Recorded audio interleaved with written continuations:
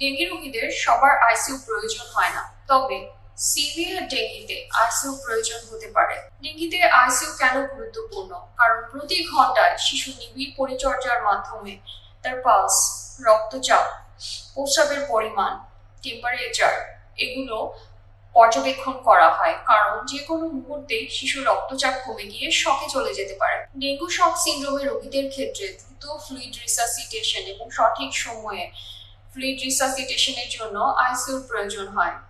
শ্বাসকষ্ট বা plasma leakage, যেটাকে আমরা বলি, যদি কোনো কারণে ফুসফুসে পানি জমে যায়, সেক্ষেত্রে ভেন্টিলেটর সাপোর্ট অথবা নন ইনভেসিভ অক্সিজেন সাপোর্টের প্রয়োজন হতে পারে।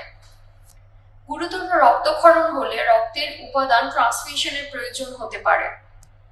লিভার, কিডনি অথবা হৃদযন্ত্রের জটিলতা দেখা দিলে সেক্ষেত্রে নিবিড় পর্যবেক্ষণ এবং সেটির সমন্বিত চিকিৎসা প্রয়োজন।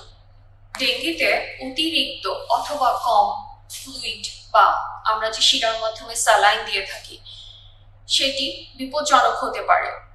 কম আইভি ফ্লুইড বা কম স্যালাইন দেওয়া অথবা অতিরিক্ত স্যালাইন দেওয়া দুটি রোগীর জন্য ক্ষতিকর। ডেঙ্গি এমন একটি রোগ যেটিতে প্রতি মুহূর্তের পর্যবেক্ষণের মাধ্যমে রোগীকে কতটুকু পরিমাণ স্যালাইন দেওয়া প্রয়োজন সেটি নির্ধারণ করতে হয়। তাই ডেঙ্গিতে আইসিইউর প্রয়োজনীয়তা অনেক বেশি।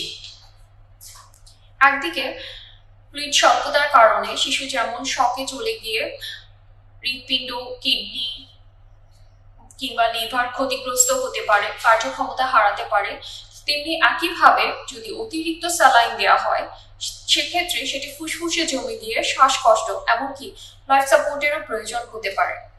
তাই প্রথম থেকে শিশুর নিবিড় পর্যবেক্ষণ এবং আইভি ফ্লুইড পর্যাপ্ত পরিমাণে এনশিওর করাটা ইম্পর্টেন্ট, এবং এটি একমাত্র নিবিড় পর্যবেক্ষণ বা আইসিইউ পর্যবেক্ষণের মাধ্যমেই সম্ভব। কোন রোগীদের আইসিইউতে ভর্তি প্রয়োজন হয়? ডেঙ্গু শক অথবা রক্তচাপ কমে যাওয়া, শিশুর খিঁচুনি চলে আসা অথবা কনসিয়াসনেস লেভেল বা অবচেতন বা চেতনার ঘাটতি হওয়া, শ্বাসকষ্ট, গুরুতর রক্তক্ষরণ, লিভার, কিডনি অথবা হার্টের কার্যকারিতা ব্যাহত হওয়া, এসব ক্ষেত্রে নিবিড় পর্যবেক্ষণ বা আইসিইউ সাপোর্টের প্রয়োজন। সঠিক সময়ে আইসিইউতে ভর্তি এবং পর্যবেক্ষণ ও চিকিৎসা ডেঙ্গু জনিত শিশু মৃত্যু হার কমাতে পারে। প্রতিটি রোগের ক্ষেত্রে একটি গোল্ডেন আওয়ার থাকে, যেটি পার হয়ে গেলে সাধারণত দেখা যায় শিশুকে আর সেই অবস্থা থেকে ফিরিয়ে আনা সম্ভব হয় না।